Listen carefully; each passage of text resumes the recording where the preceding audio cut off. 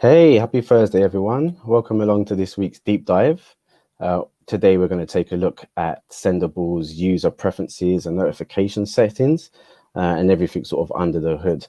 For those that haven't met me before, my name is Marcus. I am a customer success specialist here at Sendible, and I'm based in London, UK. So hi to everyone. Welcome along. Just for those that also haven't been here, just to give you a little navigation around, there's a few tabs over on the right hand side. One is a chat tab where you can see Peter and Adele said hello and good morning. So hi Peter, hi Adele. Please feel free to jump in the chat tab and introduce yourselves. We also have a questions tab. This is where you can ask any questions throughout the session. All we ask is that you keep it relevant to the topic that we're on. In that case, we'll have time to cover all of the questions. And for those that have attended before, you know that we like to play icebreakers just to get to know each other a little bit better. So this week's icebreaker is based on one of my favorite shows growing up as a kid. Of course, that is Friends. So I want to know, who is your favorite character from the Friends series? Mine has to be Chandler. I think, being British, she just has that dry sense of humor, which is really up my street. So yeah, get your favorite Friends character. I'm sure you all have one in the chat. Let's see who we have. Savannah likes Chandler as well, of course. Patrick likes Russ, who was Ross's twin. That was a great episode. Oh, Gunther. Yeah, rest in peace, Gunther. I heard he passed away. So amazing show though, really, really good. All right, I'm gonna get my screen shared with everyone. So, oh, Phoebe was hilarious as well, definitely. They all were great characters. I don't think we've had a show like that since.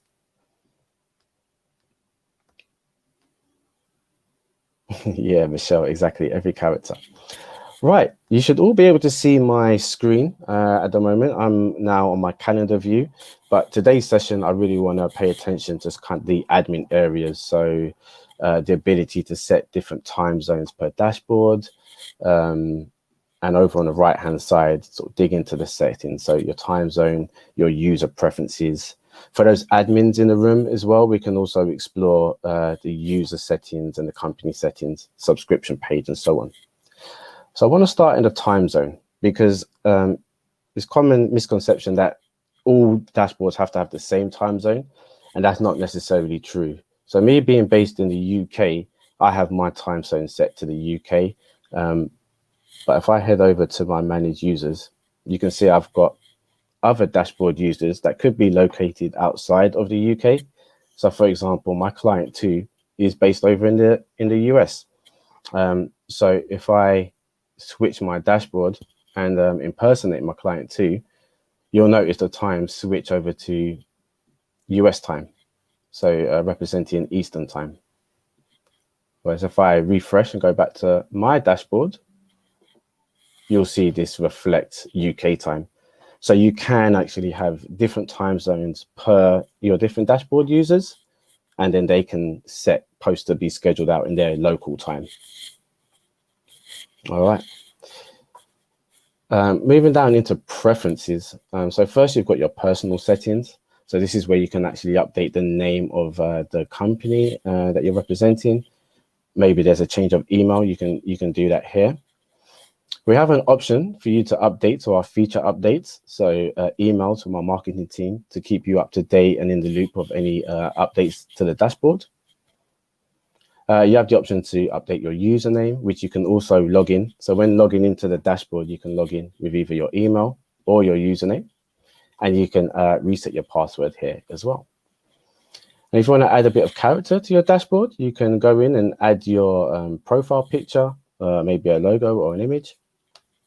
And then once again, we're giving you that location information, so you can update your time zone, but you can also give your dashboard a different language as well. So it doesn't have to be set in English. You can go for a selection of different languages.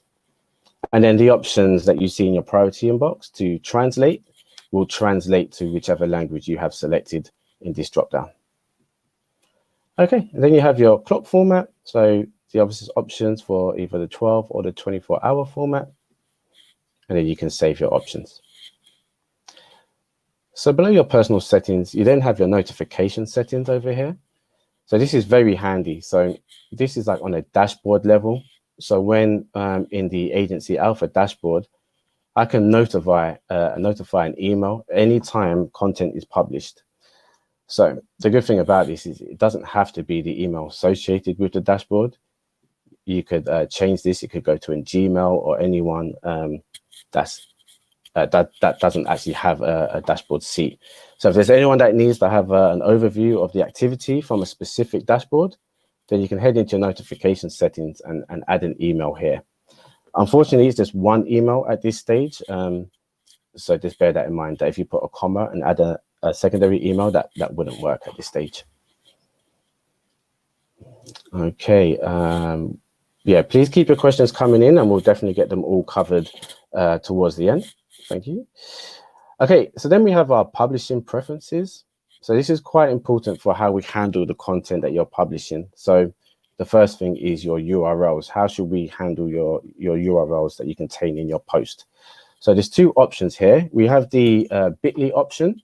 So bit.ly is important if you need to do reporting on any links that you add to a post. That is how we can then recognize the clicks.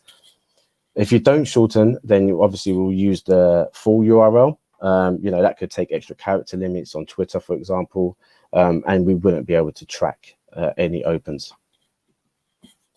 Okay, so there's a couple more bit.ly options. If you actually have a paid account for bit.ly, you can add your access token in the second field here.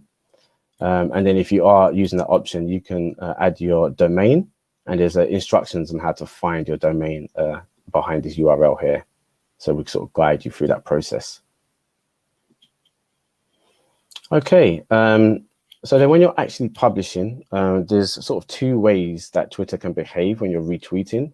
So you can retweet natively, which will share the original tweet and show who that author was. Or we give you the option to retweet as your own, so it appears as if you are the author. Okay. Then we have a rich text editor. So as you know, if you are in the compose box and you're sort of publishing to social media, it's just a plain text field that we give you with the options down here. But you can actually switch the rich text editor on if you want. You can have it as always on. And if you save that selection, next time you open your compose box, you'll have a rich text editor, which is useful if you're publishing to sort of blog sites. You may want to utilize this option. Okay.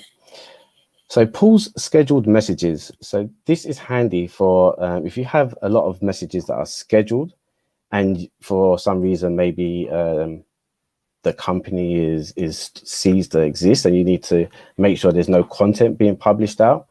Rather than going through and manually sort of deleting any messages that you have scheduled, you could go into that user dashboard. So bear that in mind, there's going to be all scheduled messages under the user that you're logged in as. And you can actually pause all of those messages. So anything that is scheduled would no longer be posted live. It will be moved into the sent items at the time of scheduling. And the reason that we move it from scheduled to sent is that if you ever come back and turn this back on, we don't want to automatically send all of the previously scheduled posts that you wanted to initially pause. So do bear that in mind if you're using this option. And then the last option in the publishing preferences is the default filter. Now, this is handy if you're navigating or if you've got many users on your dashboard. So for instance, I do have quite a lot of users and I use the default filter as my user. So when I'm sort of looking at the sent messages or anything that's sort of scheduled, by default, I will be in my user filter here. So if I remove myself, I would see, let's go into sent actually. So you can see it's put me in the filter, but I could remove myself and see messages that are sent by other users as well. So if you want to always see content by all users, then you can update your default filter and add it to all users. And then when you go back to those views, there'll be no filter in place, and you'll just see the content by everyone. All right, excellent. Where was we? So I think moving down to system settings. So as you can imagine, we're an online app and we release code sort of on a weekly basis. And in order to get your hands on that most up-to-date code, we will likely ask you to reset your cache or to have your cache reset sort of more frequently. I always recommend 2 days. I don't see there's anything wrong with receiving the latest code as early as possible. So I'm going to update and reset my cache every 2 days. Okay, so we do offer a few more advanced options under security, such as a security question and a valid IP address.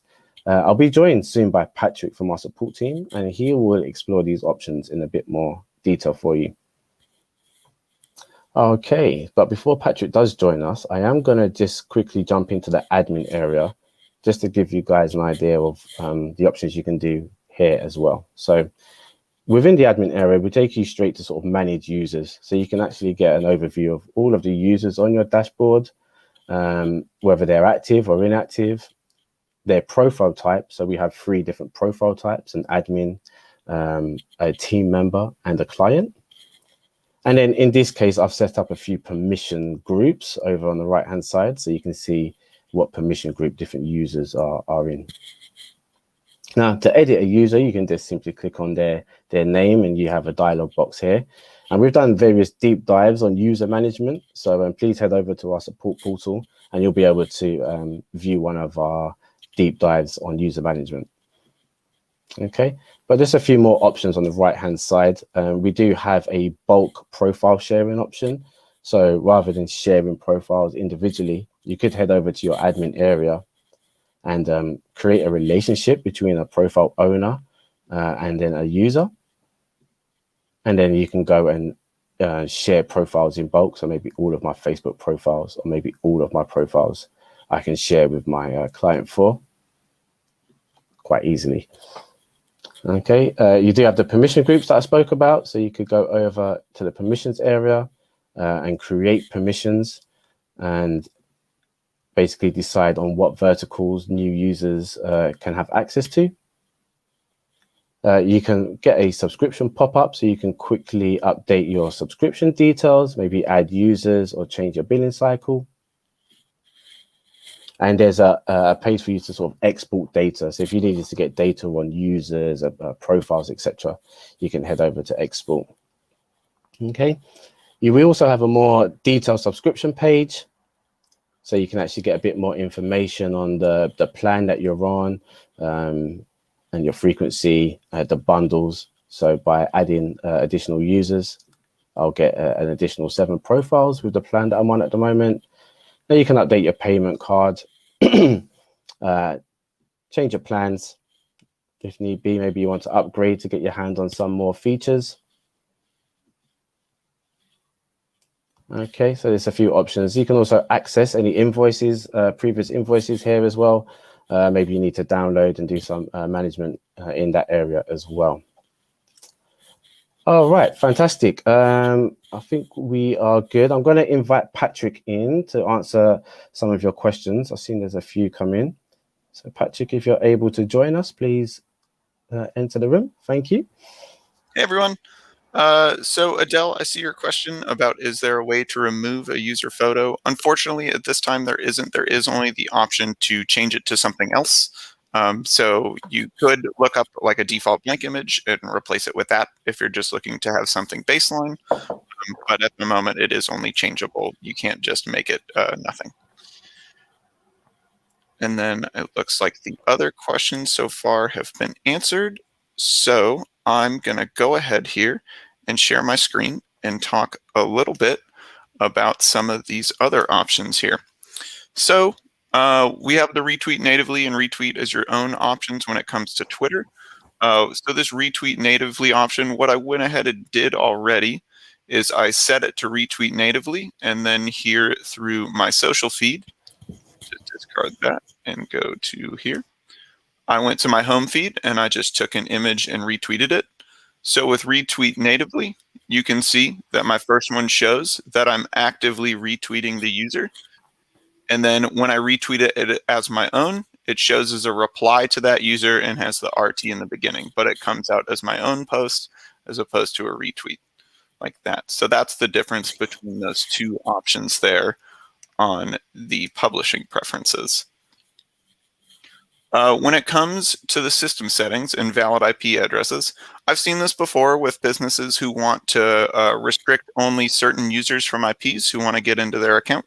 So we've had before users just with very confidential business information. They don't want anyone from other computers to be able to get in, put in the IP addresses for basically their business offices and have that set up. And then only users on that IP address will be able to log into this account. The last thing I wanted to kind of point out is for those users who are using LastPass, we've seen before where if they're going to make edits to other users, in this case, if they're making edits to themselves or if they're in the manage users section and they're trying to make an edit to a different user, we've had before that this information gets overwritten with your own information. When we see that, it's usually due to LastPass or 1Password kind of instantly trying to overwrite. It's not actually being overwritten, and usually the best bet to get around this is to either turn off LastPass in general when you're creating and editing your users, or to use a private or incognito browser window, because that's pretty much going to turn off the extension as well. Once your user is set up and created and you've given them the email and password, you're pretty much all set to go ahead and turn back on your 1Password. It's just when you're kind of doing that specific user updates, it can cause some weirdness to happen. So something to keep a lookout on if you're using a password manager. And I believe those are the main things that I wanted to cover. Those are the main points. It doesn't look like there's any new questions at the moment. No, I don't think so. Just in case anyone missed Michelle's questions, she did ask, can notifications be sent to text or SMS instead of just an email? And unfortunately, it's just email at the moment, but I can see Peter has guided Michelle over to the feedback portal, because that is a really good idea. So do head over to our feedback portal and submit that. I think Michelle just popped in with another question there, Patrick. Yeah, so it looks like the question is, I've added all of my profiles to my username, but it looks like I'll have to add them again for other users. Is it necessary to add a platform twice? So actually, in that case, what you can do is share your profile over to the other user, and then that will only use the one profile slot for the amount of profiles you have available. So in this case, we'll take a look at my page here. I can click these three dots and then click share. And what that'll do is bring up all of my users, and I can share this profile over to them. So let's say I want to share it with my client BMO. When they go to create a post, I can switch into their dashboard this way because I'm an admin. You can see that shared with them is that page I've just shared with them, and it will be available in their compose box as well. So that way you only need to have one profile added, and it's the same profile connected under your user, just shared with your other accounts. That's awesome. And Michelle, there was also an option to do that in bulk. So if you're an admin on the account, you could head over to manage users, which Patrick will just show you now. And you can actually do that in bulk. So if you've added a handful of profiles, you can easily share those profiles with another dashboard user.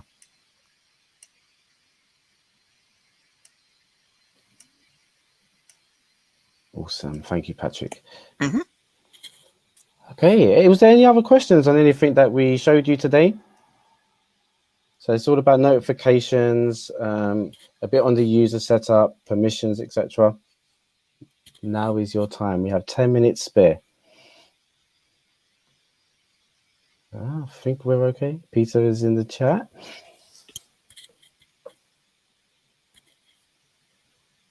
Okay. Awesome. Well, thank you everyone for showing up today. I hope it was useful. We look forward to seeing you again next week.